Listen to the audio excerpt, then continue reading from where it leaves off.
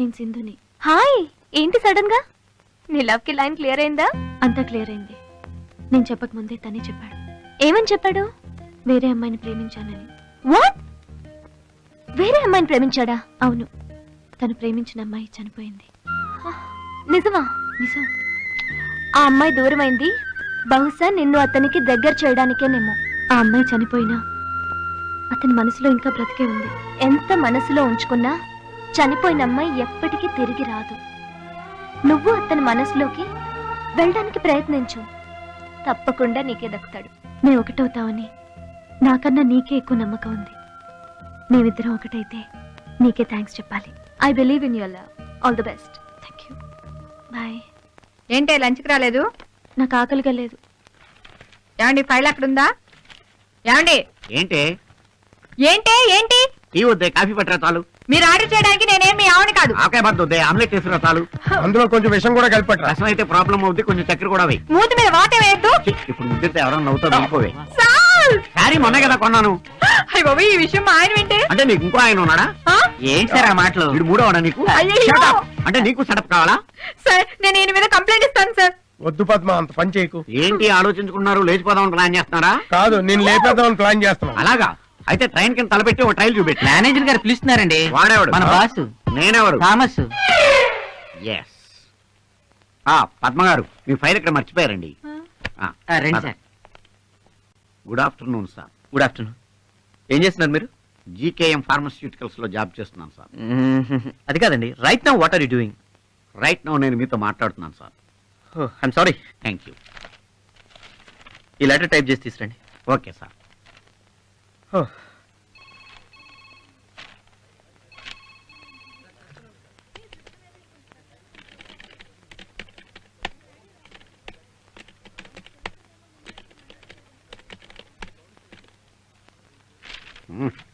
అద్భుతంగా టైప్ చేశాను.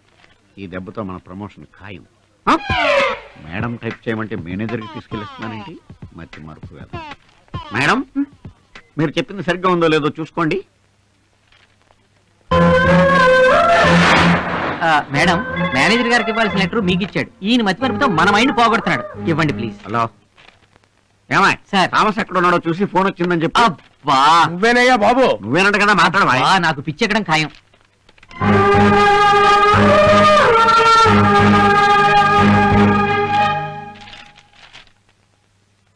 ఏంటిది? జాబ్ రిజైన్ చేయాల్సిన అవసరం నీకేమొచ్చింది? ఇదేంటి, నీకు ట్రాన్స్ఫర్ పెట్టుకోవాల్సిన అవసరం ఏమొచ్చింది? ఇక్కడి నుంచి దూరంగా వెళ్ళాలనుకుంటున్నాను. ఇక్కడి నుంచి దూరంగానా, నా నుంచి దూరంగానా? తెలీదు. చూడు, నా మనసులో ఉన్నది నేను నీకు చెప్పాను, నీ మనసులో ఉన్నది నువ్వు నాకు చెప్పావు. అక్కతో అయిపోయింది. నేను మళ్ళీ చెప్తున్నాను, నిన్ను ప్రేమించమని పెళ్లి చేసుకోమని డిస్టర్బ్ చేయను. నేను కనపడ్డమే నీకు డిస్టర్బెన్స్ అయితే నువ్వెందుకు వెళ్ళిపోవడం? నేనే రిజైన్ చేసి వెళ్ళిపోతాను. సింధు, దయచేసి అర్థం చేసుకో. నువ్వు నన్ను అపార్థం చేసుకున్నప్పుడు నేనెందుకు నిన్ను అర్థం చేసుకోవాలి? చెప్తే అర్థం కదా. ఒక్క మాట చెప్తున్నాను కృష్ణ, ఎప్పటికీ నిన్ను మర్చిపోను, మర్చిపోలేను.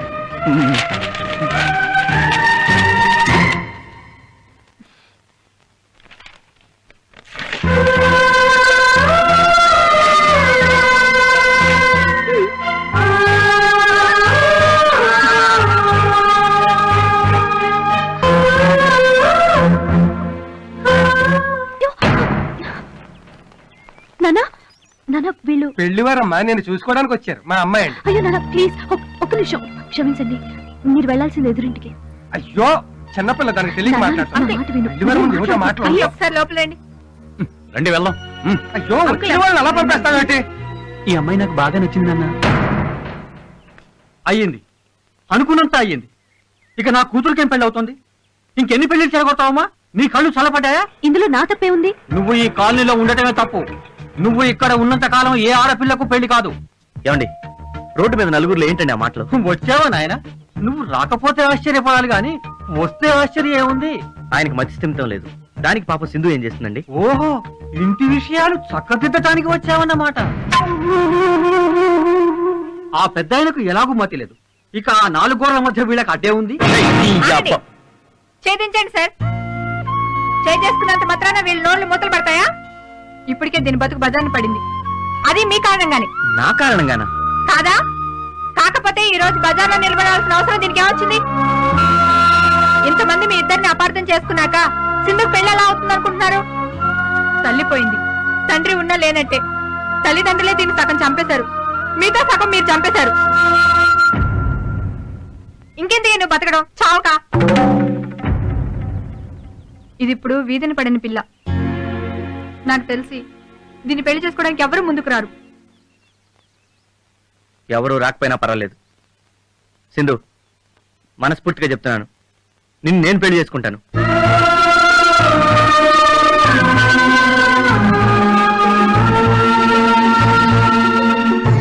చేసుకో బాబు, నా కూతురు పెళ్లి చేసుకో.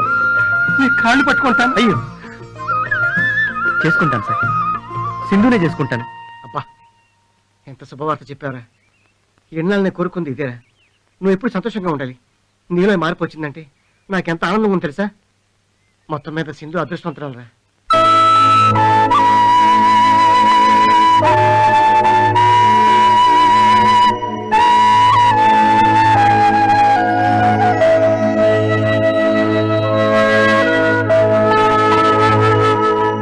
సింధు, ఏమైంది? ఏం లేదు. ఇష్టమైన వ్యక్తి పెళ్లి చేసుకుంటానంటే సంతోషంగా ఉంటావు అనుకున్నాను. ఇలా ఉన్నావేంటి? ఇష్టం అనేది నాకు సంబంధించింది, పెళ్ళనేది ఇద్దరి జీవితాలకు సంబంధించింది. ఏమైంది? కృష్ణన్ నేను ప్రాణం కన్నా ఎక్కువగా ప్రేమిస్తున్నాను. కృష్ణ వేరే అమ్మాయిని ప్రేమించాడు, కృష్ణ గారు వేరే అమ్మాయిని ప్రేమించారా? కానీ ఆ అమ్మాయి చనిపోయింది. ఇవన్నీ నీకెలా తెలుసు? కృష్ణ నాతో చెప్పాడు.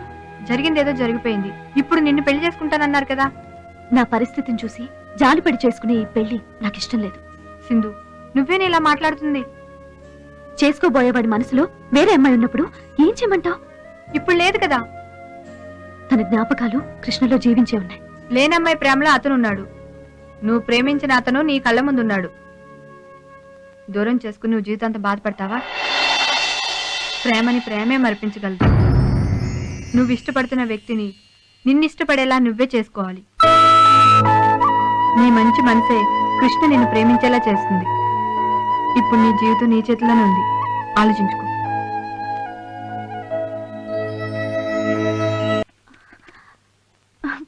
కమ్ ఆన్, లిఫ్ట్ చేయి సుప్రియా.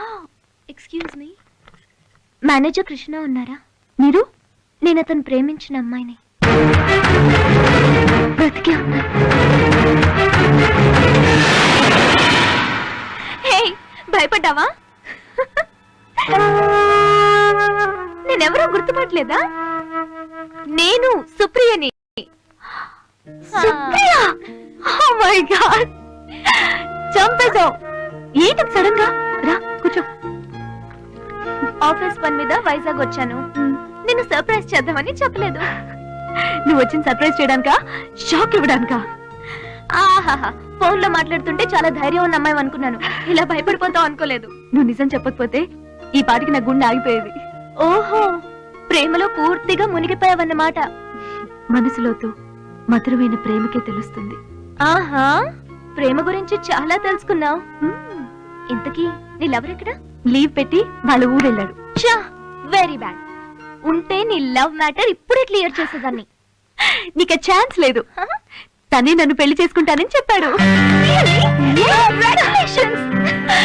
Thank you. మేమిద్దరం ఒకటవుతామన్న నీ నమ్మకమే నిజమైంది సుప్రియ. నా నమ్మకం కన్నా నీ ప్రేమే నిజమైంది. ఎవరికి ఎవరో ఆ దేవుడు ముందే రాసి పెట్టుంటాడు. నా సంగతి సరే, నీళ్ళెవరు కనిపించాడా? సారీ, అనవసరంగా గుర్తు చేసి బాధ పెట్టాను. మర్చిపోతే కదా గుర్తు చేసి బాధ పెట్టడానికి. బాధపడకు సుప్రియ. నీకు నా ప్రేమ మీద ఎంత నమ్మకం ఉందో నాకు నీ ప్రేమ మీద అంతకంటే ఎక్కువ నమ్మకం ఉంది. ఖచ్చితంగా నీళ్ళెవరు నిన్ను కలుస్తాడు. సమర్థుడివయ్యా, గడువుకు ముందే బాకీ తీర్చేశావు. మురళి, బతికొన్న తల్లిదండ్రులనే పట్టించుకొని కొడుకులున్న ఈ రోజుల్లో చనిపోయిన తల్లిదండ్రుల ఆత్మశాంతి కోసం నువ్వు చాలా తపన పడ్డావు. ఇక్కడ దాకా వచ్చి కృష్ణన్ చూడకుండానే వెళ్ళిపోతున్నావు. నీ పెళ్లికి వస్తాను కదా, అప్పుడు చూస్తాను. నువ్వు నా పెళ్లికి వస్తే ఊరుకోను. అదేంటి? పెళ్లికి రావటం కాదు, వారం రోజుల ముందు రావాలి. 10 రోజుల ముందు వస్తాను, సరేనా?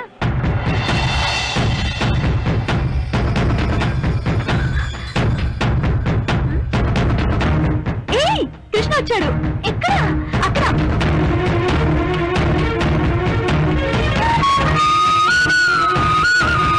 ఏయ్ కృష్ణ, ఇదో.